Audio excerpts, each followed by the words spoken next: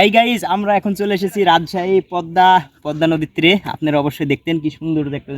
যদিও নদীতে পানি নাই, শুধু চর আর চর।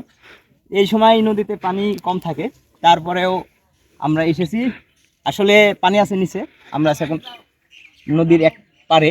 আমরা আছি চরের এই পাশে, এই যে বাঁধটা দেখতেছেন, বাঁধের ওই পাশে আছে পানি। আসেন, অবশ্যই এই পানি আমরা দেখাতে পারবো কিনা জানি না, কারণ পানিটা অনেক দূরে, প্রায় কিলো দুয়েক দূরে আছে। আমরা তার আসলে অত দূরে যাওয়া সম্ভব না, সময় সংকট। আমরা এখন দেখতেছি কি সুন্দর একটা দৃশ্য। নিচে যেগুলো দেখতেছেন এগুলো কিন্তু বাদাম চাষ করা হইতেছে। এটা আপনারা এটা দেখতে পাবেন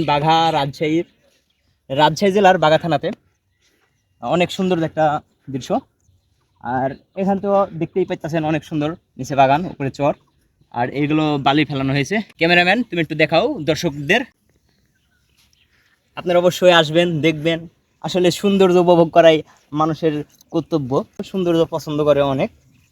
আর এসেছি অনেক দূর থেকে, ঢাকা থেকে আসতে পারবেন আপনি। ঢাকা থেকে রাজশাহী আসবেন রেল স্টেশন হয়ে, রাজশাহীতে নেমে যে কোনো বাঘার বাসে উঠবেন। 50 টাকা 70 টাকা ভাড়া নেবে, সিএনজিও আছে।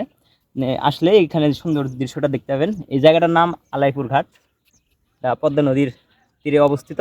দর্শক, আপনারা ভাবেন বাদাম কেমনে তৈরি হয়, আসলে তো জানেন না বাদাম কেমনে তৈরি হয়। বাদাম হয় বেলে মাটুত, আপনারা জানেন বেলে মাটির বাদাম হয়। আসুন আপনারা দেখাই কিভাবে বাদাম চাষ হয়। আসেন।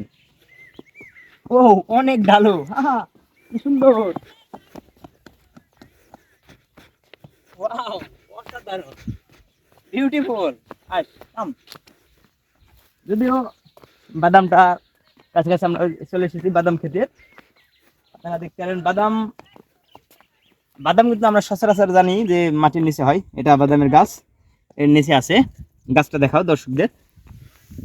আসলে গাছটা এখন ছোট, অনেক ছোট। গাছটা বড় হতে সময় লাগবে। গাছটা বড় হলেই নিচে এদের বাদাম আসে।